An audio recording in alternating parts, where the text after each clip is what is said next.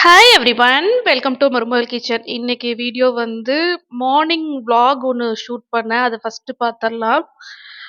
Indies வேலியில் பார்த்தீங்கன்னா காம்போவாக நான் 2 ப்ராடக்ட்ஸ் வந்து ஆர்டர் பண்ணியிருந்தேன். அது ரிசீவ் ஆயிருந்துச்சு. அதை பற்றி ஃபர்ஸ்ட் சொல்லிடுறேன். இது தனித்தனியாகவும் நீங்கள் ஆர்டர் பண்ணலாம். ப்ராடக்ட்ஸோட பர்ச்சேஸ் லிங்க் எல்லாமே கீழே டிஸ்கிரிப்ஷன் பாக்ஸில் இருக்கும். இது வந்து நியூ லான்ச்சாக இருந்தது. பார்த்தீங்கன்னா ட்ரைப்ளை ஸ்டெயின்லெஸ் ஸ்டீல் தான். கடாயும் சரி, இன்னொரு சாஸ்பேனும் ட்ரைப்ளை ஸ்டெயின்லெஸ் ஸ்டீல் தான். 2 சைடும் கிரீன் கலர் சிலிக்கான் ஹேண்டிலோட இருக்கு. 2த்துக்குமே லிட்டு குடுத்துருக்காங்க. செம்ம குவாலிட்டி. ட்ரைப்ளை ஸ்டெயின்லெஸ் ஸ்டீல் அப்படின்றனால உங்களுக்கு வந்து சமைக்கும்போது சுத்தமா அடி பிடிக்காது. சாஸ்பேன்ல பார்த்தீங்கன்னா, நான் காலையில காஃபி போடுறதுக்கு பால் காய்ச்ச போறேன். அதில நெறைய டிப்ஸ் சொல்றேன். பால் காய்ச்சும்போது வந்து அடி பிடிக்காம இருக்கிறதுக்கு. ஸோ இந்த பேன் பார்த்தீங்கன்னா, உங்களுக்கு நல்லா ஹெவியா இருக்கும். இண்டக்ஷன் பேஸும் தான். இண்டக்ஷன் ஸ்டவ்லயும் ஒர்க் ஆகும். உள்ள வந்து மேட் ஃபினிஷ் மாரி குடுத்துருக்காங்க. உள்ள இருக்கிற இந்த ஸ்டெயின்லெஸ் ஸ்டீல் வந்து ஃபுட் கிரேட் ஸ்டெயின்லெஸ் ஸ்டீல். இது வந்து நீங்க சமைக்கும்போது ஃபுட் கூட வந்து ரியாக்ட் ஆகாது. ஃபுட் கிரேட் ஸ்டெயின்லெஸ் ஸ்டீல் அப்டின்னா, ஹெவி மெட்டல்ஸ் நெறைய மெட்டல்ஸ் சேர்த்து தான் இந்த மாரி ப்ராடக்ட்ஸ்லாம் வந்து தயாரிப்பாங்க. அதுல வந்து ஒரு சில ஹெவி மெட்டல்ஸ்லாம் வந்து பாய்சனஸ்ன்னு சொல்லுவாங்க. முக்கியமா பார்த்தீங்கன்னா, குரோமியம், நிக்கல். இதோட அளவுகள் வந்து கம்மியா இருக்கணும். அதுதான் வந்து ஃபுட் கிரேட் ஸ்டெயின்லெஸ் ஸ்டீல். நெறைய பிராண்ட்ல வந்து ஃபுட் கிரேட் ஸ்டெயின்லெஸ் ஸ்டீல் வருது. இப்போ மோஸ்ட் ஆஃப் த மக்கள் பார்த்தீங்கன்னா, இது தெரிஞ்சு இந்த மெட்டல்ஸ்லாம் வந்து ஃபுட் கூட ரியாக்ட் ஆகுது. அதிகப்படியா ஹீட் பண்ணும்போது ரியாக்ட் ஆகுது அப்படின்றனால ஃபுட் கிரேட் ஸ்டெயின்லெஸ் ஸ்டீல் வாங்க ஆரம்பிச்சுட்டாங்க. நான் ஏற்கனவே சொன்ன மாரி இந்த ப்ராடக்ட்ஸோட பர்ச்சேஸ் லிங்க் கீழ டிஸ்கிரிப்ஷன் பாக்ஸ்ல இருக்கும். என்னோட கூப்பன் கோடும் குடுத்துருக்கேன். அத யூஸ் பண்ணீங்கன்னா உங்களுக்கு எக்ஸ்ட்ரா 12% டிஸ்கவுண்ட் கிடைக்கும். ஸோ ஃபர்ஸ்ட்டு வந்து காலையில இப்ப காஃபி போட்டுறலாம். எந்த பால் பாத்திரத்துல நீங்க பால் காய்ச்சினாலும், ஓ கீழ வந்து இப்போ என்னோட பால் வந்து நல்லா திக்கான பால். பசும்பால் வாங்குறேன், பாக்கெட் பாலு. அதனால நான் 1 கிளாஸ் அளவுக்கு தண்ணி வந்து ஊத்திட்டு, அது மேல பால் ஊத்தி பால் காய்ச்சுவேன். சப்போஸ் உங்களுக்கு வந்து 1 கிளாஸ் அளவுக்கு தண்ணி ஊத்த முடியாது அப்டின்னா, அட்லீஸ்ட் ஒரு 1/2 கிளாஸ் இல்ல 1/4 கிளாஸ் அளவுக்கு தண்ணி ஊத்திட்டு, அதுக்கப்புறமா பால் ஊத்தி, அப்புறமா பால் காய்ச்சுனீங்கன்னா, உங்களுக்கு வந்து அடி பிடிக்காது. இன்னொரு டிப் பார்த்தீங்கன்னா, கேஸ் ஸ்டவ்ல காய்ச்சறத விட, இஃப் சப்போஸ் இண்டக்ஷன் ஸ்டவ் உங்ககிட்ட இருக்கு. அது வந்து யூஸ் பண்ணிட்டுருக்கீங்கன்னா, முடிஞ்ச வரைக்கும் பால் வந்து இண்டக்ஷன் ஸ்டவ்ல காய்ச்சும்போது, என்ன ஆகுதுன்னு பார்த்தீங்கன்னா, அடி பிடிக்காது கண்டிப்பா. அது ஒண்ணு. இன்னொன்னு, நம்ம மறுபடியும் பால் சூடு பண்ணுவோம் இல்லையா? ஒரே பாத்திரத்துல காஃபி போடுறக்கு, டீ போடுறக்கு மறுபடியும் பால் சூடு பண்ணும்போது, அந்த ஓரத்துல வந்து ஒரு மாரி ப்ரவுன் கலர்ல பர்ன் ஆயிட்டு, பால் வந்து பிடிக்க ஆரம்பிக்கும். அது வாஷ் பண்ணும்போது கஷ்டமா இருக்கும். ஆனா, இண்டக்ஷன் ஸ்டவ்ல நீங்க எத்தன தடவ திருப்பி, திருப்பி பால வந்து சுண்ட வச்சாலும், உங்களுக்கு அந்த மாரி பர்ன் ஆகறதில்ல. பால் பாத்திரத்தோட லிட்ல வந்து 3 சின்ன ஹோல்ஸ் குடுத்துருக்கறனால, ஸ்டீம் வந்து அது வழியா எவாப்ரேட் ஆயி போயிடும். அடுத்ததா காலையில பிரேக்ஃபாஸ்ட்டுக்கு பார்த்தீங்கன்னா, நான் வந்து பன்னீர் அண்ட் பட்டாணி வச்சு, ஆ கிட்டத்தட்ட ஒரு ரெஸ்டாரண்ட் ஸ்டைல்ல ரொம்ப ஈஸியான ஒரு கிரேவி உங்களுக்கு செஞ்சு காட்டுறேன். அ லஞ்ச் பாக்ஸுக்கும் வந்து இத நீங்க குடுத்து விடலாம். சப்பாத்தி இல்ல வந்து ஏதாவது கீ ரைஸ், ஜீரா ரைஸ் இந்த மாரிலாம் செய்றீங்கன்னா, செம்ம சூப்பரா இருக்கும். நான் காலையில வந்து சப்பாத்திக்கு தான் இந்த கிரேவி செஞ்சுட்டுருக்கேன். ஃபர்ஸ்ட்டு வந்து ஒரு பேன்ல பட்டரும், எண்ணெயும் கலந்து போட்டுருக்கேன். பட்டரோட டேஸ்ட் வந்து நல்லா வரும். பன்னீர வந்து நம்ம பட்டர்ல ஃப்ரை பண்ணோம் அப்டின்னா. ஸோ பன்னீர வந்துட்டு லைட்டா திருப்பி விட்டு ஃப்ரை பண்ணி எடுத்துக்கோங்க. ரொம்ப டார்க் ப்ரவுனா அப்படி ஆக தேவையில்ல. இத வந்து நம்ம கிரேவில தான் ஆட் பண்ண போறோம். ஸ்டெயின்லெஸ் ஸ்டீல் பாத்திரங்கள்ல ஒன்ஸ் வந்து ட்ரைப்ளை ஸ்டெயின்லெஸ் ஸ்டீல் யூஸ் பண்ண ஆரம்பிச்சுட்டோம் அப்டின்னா, டக்குன்னு வந்து சமைக்கிறக்கு ட்ரைப்ளை ஸ்டெயின்லெஸ் ஸ்டீல் பாத்திரங்க தான் கைக்கு வரும். என்னன்னா, அவ்ளோ நல்லாருக்கும் ஆக்சுவலா குக் பண்றது. ஒன்ஸ் வந்து இது ஹீட் ஆயிடுச்சு அப்டின்னா, நம்ம ஃப்ளேம வந்து சிம்ல வச்சுக்கலாம். கேஸும் நமக்கு மிச்சம் ஆகும். என்னன்னா, மிடில் லேயர் வந்து அலுமினியம் குடுத்துருப்பாங்க. ட்ரைப்ளைனா 3 லேயர். உள்ள ஏற்கனவே நான் உங்களுக்கு சொன்ன மாரி ஃபுட் கிரேட் ஸ்டெயின்லெஸ் ஸ்டீல், மிடில்ல அலுமினியம், வெளியவும் ஸ்டெயின்லெஸ் ஸ்டீல் குடுத்துருக்காங்க. அலுமினியம் பார்த்தீங்கன்னா, குட் கண்டக்டர் ஆஃப் ஹீட். அப்ப வந்து ஹீட் வந்து ஈவனா எல்லா பக்கமும் ஸ்ப்ரெட் ஆகும். இப்ப வந்து ஃப்ளேம் வந்து மிடில்ல இருக்குன்னா, மிடில்ல மட்டும் சூடாகாது. சூடு வந்து ஈவனா ஸ்ப்ரெட் ஆகுறனால குக்கிங்கும் ஃபாஸ்ட்டா இருக்கும். ஸோ ஃபர்ஸ்ட்டு கடாயில பார்த்தீங்கன்னா, நான் வந்து அந்த ஃப்ரை பண்ணோம் இல்லையா பன்னீர, அந்த ஆயில் மிச்சத்த தான் வந்து ஊத்தியிருந்தேன். அதுல வந்து ஸ்டார் அனீஸ் போட்டுட்டு, பட்டை, கிராம்பு போட்டு வெங்காயம் வதக்கிட்டு, இஞ்சி பூண்டு பேஸ்ட் வதங்குனதுக்கு அப்புறமா, ஒரு தக்காளி பழம் வந்து அரைச்சு ஊத்தியிருக்கேன். ஸோ தக்காளி பழம் வந்து நல்லா ஸ்மாஷ் ஆகணும். அதனால லிட்டு வச்சு மூடிட்டேன். ஒரு 2 நிமிஷம் கழிச்சு ஓப்பன் பண்ணி பார்க்கும்போது, உங்களுக்கு தக்காளி பழம் நல்லா ஸ்மாஷ் ஆயிருக்கும். அதுக்கப்புறமா மிளகாய் தூள், மல்லித்தூள் ஆட் பண்ணியிருக்கேன், சீரகத்தூள், அப்புறம் கரம் மசாலா தூள் வந்து நம்ம லாஸ்ட்டா ஆட் பண்ணுவோம். ஃபர்ஸ்ட்டு கொஞ்சமா தண்ணியும் ஊத்தி, அந்த பச்சை வாசனை போயிட்டு, எண்ணெய் நல்லா மேல பிரிஞ்சு வந்ததுக்கப்புறமா, மறுபடியும் கொஞ்சம் தண்ணி சேர்த்துக்கோங்க. நான் வந்து இன்னைக்கு ஃப்ரெஷ் பட்டாணி ஆட் பண்றேன். அதனால அப்படியே சேர்த்துருக்கேன். உங்ககிட்ட வந்து காஞ்ச பட்டாணி இருந்துச்சுன்னா, நைட்டே ஊற வச்சுட்டு காலையில போடலாம். உள்ள அந்த மேட் ஃபினிஷ் இருக்கிறனால, இந்த மாரி வதக்கறதெல்லாம் ரொம்ப ஈஸியா இருக்கும். நல்லா இந்த ரெஸ்டாரண்ட்லலாம் குடுக்குற மாரியான டேஸ்ட்டும் வரும். வெங்காயம்லாம் வதங்கும்போது பார்த்தீங்கன்னா, எண்ணெய் பிரிஞ்சு நல்லா சுருண்டு வரும். இன்னொரு விஷயம், இந்த கடாயோட சைஸ் டீட்டெயில்ஸ் நான் கீழ டிஸ்கிரிப்ஷன் பாக்ஸ்ல குடுக்குறேன்.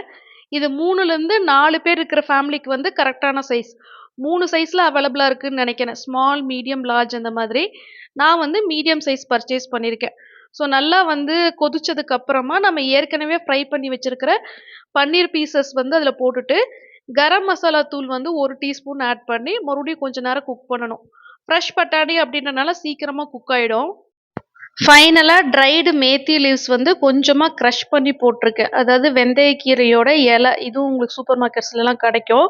இதுதான் முக்கியமா இந்த ரெஸ்டாரண்ட் ஸ்டைல் டேஸ்ட்டுக்கு வந்து காரணம். கண்டிப்பா இந்த ரெசிபி ட்ரை பண்ணி பாருங்க. நான் ஏற்கனவே சொன்ன மாதிரி நீங்க வீடியோல பார்த்த எல்லா குக்வேர்ஸ்க்கும் பர்ச்சேஸ் லிங்க் வந்து கீழ டிஸ்கிரிப்ஷன் பாக்ஸ்ல குடுத்துருக்கேன். என்னோட கூப்பன் கோட் யூஸ் பண்ணீங்கன்னா, உங்களுக்கு எக்ஸ்ட்ரா 12% டிஸ்கவுண்டும் கிடைக்கும். சின்ன அப்டேட் இந்த வீடியோல குடுத்துர்றேன். ஏன்னா லாஸ்ட் வீடியோ நான் போஸ்ட் பண்ணி அதுக்கு வந்த ரெஸ்பான்ஸ் பார்த்தீங்கன்னா, அப்படி ஒரு ரெஸ்பான்ஸு. நான் எதிர்பார்க்கவே இல்ல. என்னோட வீட வந்து நெறைய பேரு நாங்க விலைக்கு வாங்கிக்கிறோம். எவ்வளோன்னு சொல்லுங்க, எவ்வளோன்னு சொல்லுங்கன்னு நெறைய மெயில் எனக்கு எந்த மெயிலுக்குமே ரிப்ளை பண்ண முடியல. ஆக்சுவலா பார்த்தீங்கன்னா, அந்த வீடியோலயே நான் வந்து பிரைஸ்லாம் சொல்லியிருந்தேன். பிரைஸ கேட்டுட்டு வாங்க நெனச்சீங்களா? இல்லையான்னு தெரியல. அது அந்த டீட்டெயில்குள்ள போறதுக்கு முன்னாடி இன்னொரு விஷயம் நான் வந்து ஃபர்ஸ்ட்டு உங்க எல்லாரையும் தேங்க் பண்ணிக்கிறேன். போன வீடியோல அவ்ளோ பேரு அவ்ளோ கமெண்ட்ஸ் குடுத்துருந்தீங்க. மேடம் தயவு செஞ்சு வீட்ட வித்துறாதீங்க. நாங்க வந்து உங்க சேனல பார்க்குறதே உங்க வீட்டுக்காக தான்.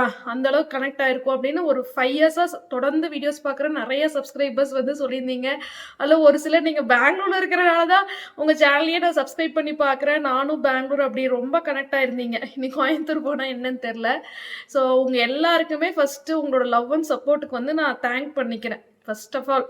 ஏன்னா என்னோட வீட வந்து விக்கிறது எனக்கு எவ்வளோ கஷ்டமா இருக்கோ, அந்த அளவுக்கு நீங்களும் அத ஃபீல் பண்ணி கமெண்ட் பண்ணது வந்து என்னால உண்மையாவே நம்ப முடியல. அந்த அளவுக்கு நீங்க வந்து என்னோட வீடியோஸ வந்து வீட்ட தொடர்ந்து ரசிச்சு பார்த்துருக்கீங்க அப்படின்றது புரியுது. இப்போ நம்ம டீட்டெயில்குள்ள போலாம். போன வீடியோ நான் போஸ்ட் பண்ணதுக்கு ரீசன் பார்த்தீங்கன்னா, எக்ஸாக்ட்டா எனக்கு மேல இருக்கிற வீடு தான் வந்து வாடகைக்கு வந்து விட்டிருந்தாங்க. அந்த ஓனர் வந்து போய் பாருமான்னு சொன்னனால, நான் உள்ள போய் பார்த்து பயந்துட்டு, டக்குன்னு நான் வீடியோ ஷூட் பண்ண ஆரம்பிச்சேன். என்னன்னா, நான் இந்த வருஷம் கண்டிப்பா கோயம்புத்தூர் போறேன். நானும் வாடகைக்கு விடுறதா தான் டிசைட் பண்ணியிருந்தேன். ஆனா, அந்த வீட்டோட நெலைமைய பார்த்தோனே எனக்கு அப்பதான் ஒரு பயம் வந்துச்சு. என்னடா இந்த மாரியெல்லாம் பண்ணிட்டாங்கன்னா, நீங்க சொல்ற மாதிரியே சப்போஸ் ஜீவன் பெருசாகி மறுபடியும் நாங்க பெங்களூருக்கே இங்க ஏதாவது வர்றோம் அப்படின்னா, இந்த வீடு வந்து நாங்க மறுபடியும் வர்ற அளவுக்காவது இருக்கணும் இல்லையா? இப்போ அந்த வீட்டோட வீடியோ பார்த்துருந்தீங்கன்னா, செவுத்துலலாம் என்னமோ ப்ராப்ளம். அப்புறம் நெறைய வார்ட்ரோப் எல்லாம் உடைச்சு வச்சிருந்தாங்க. ட்ரா எல்லாம் பிச்சு வச்சிருந்தாங்க. எனக்கு அதெல்லாம் பார்க்கும்போது ரொம்ப கஷ்டமா இருந்தது. ஸோ அந்த மாதிரி ஆயிடுச்சு அப்படின்னா, நமக்கு ஒரு 10 இயர்ஸ்லாம் வாடகைக்கு விடுறோன்னா, 10 இயர்ஸ் முடிஞ்சு இங்க வரும்போது வீடு எப்படி இருக்குமோ, அதெல்லாம் மெயின்டெயின் பண்றது. தமிழ்நாடுலேருந்து வந்து வந்து பார்த்து இது மெயின்டெயின் பண்றது எல்லாம் கஷ்டம். இப்ப அவரே பார்த்தீங்கன்னா, வெளிநாட்ல இருக்காரு, மாட்டிக்கிட்டாரு. ஸோ வந்து ரெடி பண்றதுக்கு வந்து அங்கருந்து ஃபோன் பண்ணி பேசி ரொம்ப கஷ்டப்பட்டுட்டு இருக்காங்க அந்த வீட்ட ரெடி பண்றதுக்கு. சரி அப்பதான் வித்துட்டா என்னன்றப்ப தான் எனக்கு வந்து வீட்டோட ரேட் எல்லாம் அப்ப தெரியாது. ஸோ அப்போ வந்து பார்த்தப்போ எனக்கு டக்குன்னு எங்க அபார்ட்மெண்ட்லயே ஒரு வீடு வந்து சேல்க்கு அப்பதான் நான் சோஷியல் மீடியால பார்க்குறேன். என்னடா நம்ம அபார்ட்மெண்ட்லயே ஒரு வீடு சேல்க்கு இருக்கு. அது எனக்கு தெரியலன்னா, அது ஒரு 2 பிஹெச்கே ஃப்ளாட்டு. அது இன்னும் மேல ஃப்ளோர்ல இருந்தது. அது வந்து ஓப்பன்ல தான் இருந்தது. நான் உள்ள போய் அப்பதான் ஃபர்ஸ்ட் டைம் பார்த்தேன். அந்த ஓனர்லாம் எனக்கு அவ்வளவா தெரியாது. சரி நல்லா இருக்கு. வுட் ஒர்க்லாம் சூப்பரா பண்ணி சேல்க்கு போட்டிருந்தாங்க. அப்போ வந்து அவங்க சோஷியல் மீடியால போஸ்ட் பண்ணியிருந்தது 95 lakhs 2 BHK flat 1200 square feet. நான் இருக்கிற ஏரியா சர்ஜாபுரா ரோடு. இது நிறைய பேத்துக்கு தெரியும். 95 லேக்ஸ்னா எனக்கு ரொம்ப ஷாக்கா இருந்தது. என்னடா இவ்வளோ போட்டிருக்காங்க. 95 லேக்ஸுக்கு வந்து யூஸ் பண்ண ஃப்ளாட்டை அதுவும் வாங்குவாங்களா? 10 வருஷம் பழைய ஃப்ளாட்டு அப்படிதான் நான் நினச்சிட்டு இருந்தேன். ஸோ உங்க கூட வந்து அதை நான் டிஸ்கஸ் பண்ணேன். விற்றா 95 லட்சம், வாடகைக்கு விட்டா 45,000. இங்கே வந்து அதான் ரேட்டு 2 பிஹெச்கே ஃப்ளாட்டு. நான் வந்து 2016ல் ஜீவன் வந்து இந்த ஏரியால தான் ஸ்கூலு படிச்சுட்டு இருக்கான். ஃபர்ஸ்ட் ஸ்டாண்டர்ட் படிச்சுட்டு இருக்கான். அப்போ வந்து ஸ்கூல் பக்கமாவே வாடகைக்கு வீடு பார்த்தப்போனா மழை. நான் தான் 2 வீலர்ல கொண்டு வந்து விடுவேன். ரொம்ப கஷ்டப்பட்டோம். அப்போ வந்து இங்க 2 பிஹெச்கே ஃபிளாட் வந்து 16,000 ரூபாய் வாடகை. என்னால அதெல்லாம் நினைச்சு கூட பார்க்க முடியாது. அப்ப இருந்த சம்பளத்துக்கு. இப்பவும் 16,000 ரூபாய் பெரிய அமௌண்ட் தான். ஸோ 16,000 ரூபாய் வாடகை கொடுக்கறதுக்கு பதிலா அப்ப நான் வந்து ஒரு 7,500 வாடகை வீட்ல இருந்தேன். ஆனா அது வந்து இங்கிருந்து ஒரு 3 கிலோமீட்டர் தள்ளி 3 கிலோமீட்டர்ன்றது பார்த்தீங்கன்னா, நம்ம ஊர்ல பக்கம். இங்க 3 கிலோமீட்டருக்கே 45 நிமிஷம் ஆகுது டிராஃபிக். அதனால வந்து இங்க பக்கமா வந்துடலான்னு சொல்லி 16,000 ரூபாய்னா பயந்துட்டேன். ஸோ அப்பதான் நாங்க வந்து வாடகைக்கு போறதுக்கு பதிலா வீடு வாங்கிடலான்னு முடிவு பண்ணி தேடினப்போ, இங்க வந்து நான் வச்சிருந்த பட்ஜெட்டே மேக்ஸிமம் 30 லட்சம். இது புதுசா பார்க்குறவங்களுக்கு இந்த இன்ஃபர்மேஷன் ஷேர் பண்றேன். 30 லட்சத்துக்கு பார்த்தீங்கன்னா, பெங்களூருக்குள்ள எங்கேயுமே வீடு இல்ல. ஒசூர்ல தான் வீடு இருந்தது 10 வருஷத்துக்கு முன்னாடி. எலக்ட்ரானிக் சிட்டி தான் வந்து டெட் எண்டு. அங்க கூட 30 லேக்ஸுக்கு வீடு இல்ல 10 வருஷத்துக்கு முன்னாடியே. அப்படியே பயந்து போயிட்டு நான்லாம் சொந்த வீடே வாங்க முடியாதுன்ட்டு இந்த லேஅவுட்டுக்குள்ள நான் வரவே இல்லை. ரொம்ப பயம். இது ஒரு பணக்கார லேஅவுட்டு, இங்கெல்லாம் கோடியில சொல்லுவாங்கன்னு சொல்லிட்டு நான் வரவே இல்லை. இந்த வீடும் பை லக்கு தான். ஒருத்தர் வந்து நான் குடியிருந்த வீட்டுக்கு பக்கத்து வீட்டில் இருந்தவர் வந்து ஒரு புரோக்கர், ஒரு ஹவுஸ் புரோக்கர், எனக்கு தெரியவே செய்யாது. அப்போது அவங்க வந்து நாங்கள் வீடு தேடிட்டு இருக்கிறது தெரிஞ்சு இது மாதிரி இங்கெல்லாம் வீடு இருக்கே நீங்கள் பார்க்கலையான்னு கேட்டாங்க. இல்லை நாங்கள் அந்த ஏரியாவுக்குள்ளேயே வரமாட்டோம் அப்படின்னோம். இல்லை வாங்க எல்லாம் கம்மியாகவும் கிடைக்கும்னு இது வந்து கூட்டிகிட்டு வந்து இந்த அப்பார்ட்மெண்ட்லேயே வச்சு விற்காமல் இருந்த ஃப்ளாட் இது. யாருமே வாங்கலை, ஏன்னு தெரியல. அதுக்கப்புறமா அது நான் வுட் ஒர்க் பண்ணதுக்கப்புறம் இந்த மாதிரி உங்களுக்கு தெரியுது. மேபி வுட் ஒர்க் பண்ணாமல் பார்க்கும்போது விற்காமல் இருந்துச்சு. அப்புறம் எனக்கும் வந்து அப்போ ரேட்டு ஜாஸ்தியாக சொன்னாங்க. 40 சம்திங் சொன்னார். போயிட்டு நான் என்னால் முடியாதுன்ட்டு மறுபடியும் ஒரு 6 மந்த்ஸ் கழிச்சு மறுபடியும் கூப்பிட்டு மறுபடியும் கொஞ்சம் நெகோஷியேட் பண்ணி வாங்கினோம். சரி, அப்போதைக்கு அதெல்லாம் நினச்சி பார்க்க முடியாத காசு. அப்போதைக்கு நான் வீடியோலேயே சொல்லியிருக்கேன் 20 லேக்ஸ் டவுன் பேமெண்ட்டு. அதுவும் நான் கஷ்டப்பட்டு சேமித்து என் நகை, என்னோட நகை, எங்கள் அம்மா நகை, அப்புறம் ஃபேமிலியிலேருந்து ஹெல்ப் பண்ணாங்க, எங்கள் அப்பா தம்பி எல்லாம் ஹெல்ப் பண்ணி அன்னைக்கு வந்து அந்த அமௌண்ட்டை கொடுத்து இந்த வீடை புக் பண்ணது வந்து என்னால் நம்பவே முடியாத ஒரு விஷயம். ஸோ போன வீடியோவில் ஒரு லேடி வந்து ஒரு பெரிய பேராகிராஃபாக எனக்கு வந்து சொல்லியிருந்தாங்க. நீ வந்து மொத்தமாக 50 லட்சம் 10 வருஷம் முன்னாடி செலவு பண்ணதா சொல்கிற. அதாவது லோனு, இப்போ லோன்லாம் அடைச்சிட்டோம் இல்லையா, லோனு, அதுக்கு பார்த்தீங்கன்னா வட்டி கட்டியிருப்ப, மெயின்டெனன்ஸ் கட்டியிருப்ப, ஃப்ளாட்டுக்கு வந்து வேல்யூவே இல்லை. 10 வருஷம் கழிச்சு வெறும் 95 லட்ச ரூபா தான். அங்கே வந்து புது ஃப்ளாட்டே 1 கோடி ரூபாய்க்கு கிடைக்குமா இருக்கும். உன் ஃப்ளாட்டை என்னத்துக்கு 95 லட்சத்துக்கு வந்து வாங்க போகிறாங்க, நீ வந்து ஒரு முட்டாள் அப்படி எழுதியிருந்தாங்க. அப்புறம் வந்து மேபி அவங்க அளவுக்கு எனக்கு அறிவில்லை. சரி, 16,000 ரூபா வாடகைக்கு பதிலாக நான் வந்து மாதம் எங்களுக்கு இஎம்ஐ பார்த்தீங்கன்னா 20,000 சம்திங் வந்துச்சு, 22 அப்படி தான் வந்தது. ஸோ நான் வந்து வாடகைக்கு பதிலாக இஎம்ஐ கட்டிட்டு இங்கே சொந்தமாக வீடு வந்தாலும் வந்துட்டு அந்த லோனையும் அடைச்சிட்டு இன்றைக்கி வீடு என் பேரில் இருக்குது. ஸோ அவங்க என்ன மீன் பண்ணுறாங்கன்னா, இப்போது ஃப்ளாட்டுக்கு வந்து மெயினாக நீங்கள் யோசிக்கிறது, ஏன்னா பெங்களூரில் இருக்கிறவங்களுக்கு தான் தெரியும் இதெல்லாம். தமிழ்நாடுலேருந்து வீடியோ பார்க்குறவங்களுக்கே என்ன நினச்சிட்டு இருக்கீங்கன்னு தெரியல. மேபி சென்னை மாதிரியே இல்லை கோயம்புத்தூர் இருக்கவங்களுக்கு கூட நான் சொல்கிறதெல்லாம் புரியும். மற்ற ஊரில் இருக்கவங்களுக்கு இதெல்லாம் சுத்தமாக புரியாது. அவங்களுக்காக நான் அது சொல்கிறேன். ஸோ இப்போ வந்து பார்த்தீங்கன்னா ஃப்ளாட்டு வாங்கினா வேல்யூ இல்லை, சைட்டு அப்படின்ற ஒரு கான்செப்டே கிடையாது. சைட்டுன்னு நீங்கள் இல்லவே இல்லை. நான் சைட்டு வாங்குறதா இருந்தால் ஒசூருக்கு தான் போகணும், அந்த மாதிரி இருக்குது. சப்போஸ் பெங்களூர் அப்படின்ற ஏரியாவுக்குள்ள சைட்டு வாங்கினேன்னா ஒரு 800 ஸ்கொயர் ஃபீட்டே 2.5 crores 3 crores அப்படி இருக்குது. ஸோ அவங்க மீன் பண்ணுறது மேபி இடம் வாங்கி வீடு கட்டினா வேல்யூன்னு அவங்க மீன் பண்ணுறாங்க. இடம் அவங்க வாங்கி கொடுத்தாங்கன்னா நான் வேணால் வீடு கட்டிக்கலாம். ஒரு 2 கோடி 3 கோடிக்கு யாராவது வீடு சைட்டு வாங்கி கொடுத்தாங்கன்னா கட்டிக்கலாம். அங்கே உட்காந்துட்டு கமெண்ட் 2 பக்கத்துக்கு எழுதுறாங்க இல்லையா, அவங்களுக்கு சொல்கிறேன். ஸோ அதெல்லாம் யோசிச்சு கூட பார்க்க முடியாது. அப்புறம் அப்போ என்ன பண்ணுறது, பெங்களூரில் நானும் வேலைக்கு போகிறேன், வீட்டுக்காரர் வேலைக்கு போகிறாரு, என் மையன் இங்கே தான் இருக்கான். நாங்கள் ஒரு 15 வருஷமாக பெங்களூரில் இருக்கோம். அப்புறம் என்ன நடுத்தூர்லேயே இருக்க முடியும் இல்லையா? இப்போ நமக்கு ஒரு வீடு வேணும், எதர் வாடகைக்கு வேணும் இல்லை சொந்தமாக வாங்கியிருக்கணும். அப்போது வாடகைக்கு வந்து 10 வருஷம் முன்னாடி 16,000 ரூபா, இன்றைக்கி வந்து 45,000 ரூபா வாடகை வந்து. அப்போ நான் இன்றைக்கி 45,000 ரூபா கொடுத்து இங்கே உட்காந்துருக்கிறதா எனக்கு புரியல. ஏன்னா அவங்க வந்து என்ன முட்டாள் அப்படி சொல்லியிருந்தாங்க. வேறு என்ன பண்ணுறேன்னு சொல்லுங்களேன். இப்போ பெங்களூரில் இருக்கவங்களுக்கு எங்கள் ஏரியாவில் நான் மெயிலுக்கு பதில் சொல்லிடுறேன். இப்போது நிறைய பேர் அந்த ஃப்ளாட்டை வந்து வாங்கிக்கிறது ரெடியாக இருக்கும் மேடம். 95 லேக்ஸ்னாலும் பரவாயில்ல, நாங்கள் ரெடி, நீங்கள் ஓனர் நம்பர் கொடுங்கன்னு நிறைய பேர் கேட்டிருந்தீங்க. நிறைய பேர் என்னோட வீடை வந்து நாங்கள் கண்டிப்பாக வாங்கிக்கிறோம், ப்ரைஸ் மட்டும் கொஞ்சம் நெகோஷியேட் பண்ணுங்கன்னு கேட்டதில் எனக்கு ரொம்ப சந்தோஷம். நானே எதிர்பார்க்கல 95 லட்சத்துக்குலாம் வீடு வாங்குவாங்களா அப்படின்ட்டு. அப்போ வந்து ஒரு சிஸ்டர் வந்து அந்த ஓனர் நம்பர் ரிக்வெஸ்ட் பண்ணியிருந்தாங்க. ஸோ அப்போ வந்து அந்த ஓனர் நம்பர் நான் செக்யூரிட்டி கிட்ட வாங்கி நான் மெசேஜ் பண்ணி கேட்டேன், இந்த மாதிரி என் ஃப்ரெண்டு ஒருத்தவங்களுக்கு வீடு வேணும் சார், சேலுக்கு போட்டிருக்கீங்களா அப்படின்றப்போ அவர் சொல்கிறாரு, அது சேலாகி 10 நாளைக்கு மேலே ஆச்சுமா, டாக்குமெண்ட்ஸ் ரெடி ஆகிட்டுருக்கு அப்படின்னாரு. என்ன சார் இப்போ தானே சேலுக்கு போட்டிங்க? இல்லை, அது சேலுக்கு போட்டு எக்ஸாக்டாக 2 months ஆச்சு.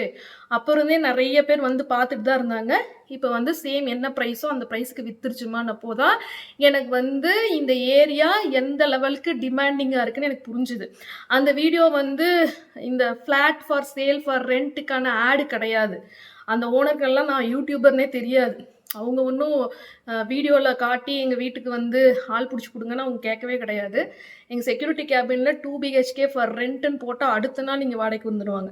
45,000 போட்டாலும் உடனே வந்துடுறாங்க. அந்த மாதிரி செமையான டிமாண்டு. இப்போ இந்த ஸ்கூலில் வந்து இந்த மார்ச் ஏப்ரலில் பார்த்தீங்கன்னா மறுபடியும் 10,000 ஏற்றிடுவாங்க ஹவுஸ் ஓனர்ஸ்லாம். அப்படி தான் இங்கே போயிட்டுருக்கு. ஸோ 16,000 45,000 வந்திருக்கு. இந்த வாடகை ஏற்றிட்டே இருக்கிறனால தான் நிறைய பேர் காலி பண்ணியும் போகிறாங்க, வாடகை கொடுக்க முடியாம. ஆனால் நிறைய பேர் வாடகைக்கும் வராங்க. நீங்கள் சொன்னால் நம்ப மாட்டீங்க, இதே சர்ஜாபுரா ரோடு நீங்கள் 2 BHK ஃப்ளாட் ஃபார் ரெண்ட்டுன்னு நீங்கள் நான் சொல்கிற சோஷியல் மீடியா பேஜஸ் பார்த்தீங்கன்னா 99acres.com, magic bricks, no brokers, இந்த மாதிரி நிறைய இருக்குது. ஏன்னா நிறைய பேர் பெங்களூரில் வந்து மேடம் நான் வீடு வாங்கணும்னு நினைக்கிறேன், எனக்கு ஹெல்ப் பண்ணுங்கள் மேடம், எனக்கு வந்து கொஞ்சம் கைட் பண்ணுங்கள் மேடம், நிறைய பேர் மெயில் அனுப்பிச்சிருந்தீங்க. இப்போ நானும் வந்து எனக்கு ஒன்றுமே தெரியாமல் தான் வாங்கினேன். நீங்கள் இந்த மாதிரி வெப்சைட்லலாம் போய் பார்த்தீங்கன்னா செக் பண்ணி பார்க்கலாம். ஸோ எங்கள் ஏரியாவில் நியூவாக எந்த ஒரு அப்பார்ட்மெண்ட்டு கன்ஸ்ட்ரக்ஷன் எதுவுமே கிடையாது. கம்ப்ளீட்டாக இடமே விடாமல் எல்லாம் கம்ப்ளீட்டாக கட்டிட்டு ஏற்கனவே வாங்கின ஃப்ளாட்ஸை தான் வந்து இந்த மாதிரி யாராவது சேல் பண்ணும்போது வாங்குறாங்க. டிமாண்ட் ஏன் ஜாஸ்தியாக இருக்குன்னா ஸ்கூலு, காலேஜு, ஐடி கம்பெனி அப்படி எக்கச்சக்கமாக இருக்கிறனால மேபி டிமாண்டாக இருக்கலாம். எனக்கு ஏன் டிமாண்டாக இருக்குன்னு தெரியல. நீங்கள் சொன்னால் நம்ப மாட்டீங்கன்னு நான் சொன்னது. என்னோட ஏரியாவில் என் பக்கத்து அப்பார்ட்மெண்ட்டு 2 BHK ஃப்ளாட்டு, அதே 99acres.comல 80,000 வாடகை, மாதம் 80,000 வாடகை, மெயின்டெனன்ஸ் வந்து 12,000 போட்டிருக்காங்க. அந்த வீட்டுக்குள்ளே ஏதாவது தங்கம் இருக்கா எனக்கு ஒன்றும் தெரியல. ஆனால் அந்த அப்பார்ட்மெண்ட் வந்து எனக்கு தெரியும், ஜீவனோட ஃப்ரெண்டு எல்லாம் அங்கே தான் இருக்கான்.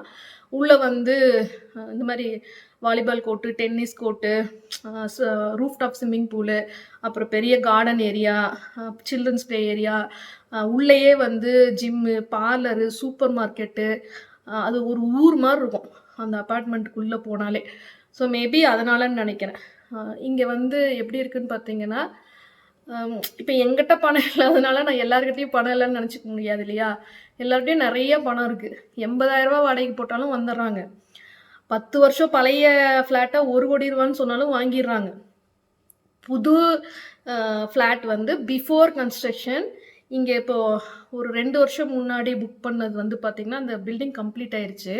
அப்போ நாங்கள் விசாரித்தப்போ 850 ஸ்கொயர் ஃபீட்டு தான். 850 ஸ்கொயர் ஃபீட் வந்து 1 lakh சாரி லேக்கே கிடையாது, 1,25 lakhs சொன்னாங்க. 1,25 lakhs 2 BHK சொன்னாங்க. இப்போ அதுவும் இல்லை. ஸோ அதனால தான் வந்து வீடு கிடைக்காதனால தான் பழைய வீட்டையும் வாங்குறதுக்கு ரெடியாக இருக்காங்க. ஸோ 2 பேராகிராஃபுக்கு எழுதின அந்த லேடிக்கு வந்து நான் ரிக்வெஸ்ட் பண்ணி கேட்டுக்கிறேன். நான் முட்டாள்தனமாக 10 வருஷம் முன்னாடி இந்த மாதிரி ஒரு இன்வெஸ்ட்மெண்ட் போட்டு இந்த வீட்டை வாங்கிட்டேன். இப்போ வந்து அப்போதைக்கு வாடகை கொடுக்க வேண்டாம்னு சொல்லி நம்ம வந்து காசு அப்படியே வச்சு பார்த்துட்டு இருக்கணும். எங்கிட்ட அப்போ அந்த காசும் இல்லை, அதெல்லாம் நகை விற்று வந்த காசு. அப்படியே பூதம் மாதிரி நம்ம பாதுகாத்துட்டே அப்படியே பார்த்துட்டே உட்காந்துருக்க முடியாது. அந்த அம்மா சொல்லிச்சு, நீ வந்து பேங்க்கில் போட்டு வட்டி வாங்கியிருக்கலாம். வட்டி வந்து நான் வெறும் 10 லட்ச ரூபா வச்சுருந்தேன், 10,000 வட்டி வாங்கி என்ன பண்ணுறது. சரி, அப்படியே எப்படியா போட்டு வட்டி வாங்கினாலும் 16,000 வாடகையிலேருந்து 45,000 வாடகைக்கு போயிடுச்சு. அதே வீடு 45,000 எங்கேருந்து வரும்? ஸோ ஃப்ளாட்டு வாங்கினது வந்து முட்டாள்தனம்னு சொல்கிறவங்களுக்கு பெங்களூரில் தான் வந்து லைஃப் லாங் பெங்களூரில் தான் இருக்க போகிறோம் அப்படின்னு தான் நாங்கள் அப்போ நினச்சோம். ஸோ அப்போது ஹஸ்பண்ட் ஒய்ஃப் வேலைக்கு போகிறாங்க, குழந்தைங்க இருக்கிற பட்சத்தில் இங்கே எல்லோரும் ஃப்ளாட்டு தான் வாங்கிட்டு இருக்காங்க. ஏன் வாங்குறாங்கன்னே தெரில. அவங்களுக்கெல்லாம் அறிவு இருக்கா என்னன்னும் தெரியல. ஏன்னா முட்டாள், முட்டாள், முட்டாள்ன்னு சொல்லி 3 முட்டாள் போட்டிருந்தாங்க அவங்க. அதுக்காக கேட்குறேன் நானு. பெங்களூர்ல இருக்கிற சப்ஸ்கிரைபர்ஸ் என்னை வந்து ரொம்ப ட்ரஸ்ட் பண்ணி வந்து நீங்கள் மெயிலில் அப்ரோச் பண்ணியிருந்தீங்க என்னோட வீடு வந்து வாங்கிக்கிறதா. ஸோ அந்த வீடு பார்த்தீங்கன்னா 95 லேக்ஸ்க்கு வந்து வித்தாச்சு. அந்த 2 பிஹெச்கே ஃப்ளாட் வந்து 95 லேக்ஸ்க்கு சேல் ஆயிடுச்சு. என்னோட வீடு வந்து நான் இன்னும் ரெண்ட்டுக்கு கொடுக்கறதா சேலுக்கு போடுறதான்னு நான் இன்னும் எட் டு டிசைட் தான். என்னென்னா எனக்கு ஜீவனுக்கு தான் எக்ஸாம் கம்ப்ளீட் ஆகிடும் சீக்கிரமாக மார்ச்லேயே. எனக்கு ஏப்ரல் வரைக்கும் காலேஜ் இருக்குது. அதுக்கப்புறமா நாங்கள் ஃபஸ்ட்டு இங்கேருந்து எல்லாத்தையும் அங்கே ஷிஃப்ட் பண்ணிவிட்டு இங்கே கொஞ்சம் ரெனோவேஷன் ஒர்க் இருக்குது இந்த வீட்டில்.